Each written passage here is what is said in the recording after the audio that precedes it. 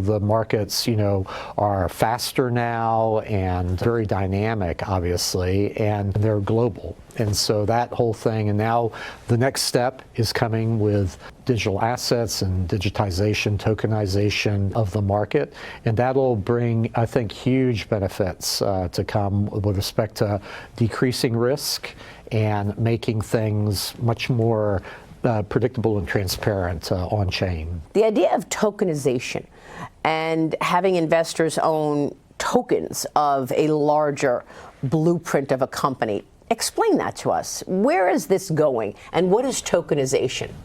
Well, so tokenization is the idea of using then smart contracts or tokens on-chain to be able to, that represent, say, an underlying security.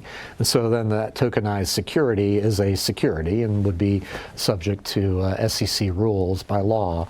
But the idea is that if it's on-chain, on a blockchain, then there's much more transparency as to where it is. So tokenization has the benefit of potentially having, instead of T+1 now trade date, +1 for clearance and settlement, the prospect of maybe T0. In principle, the idea of on-chain delivery versus payment and receipt versus payment, DVP, RVP on-chain, is a prospect of de-risking the markets, making them much more transparent and then sure as far as clearance and settlement, because it's always that the gap between clearance and settlement and then delivery and payment is the real introduces risk into the system.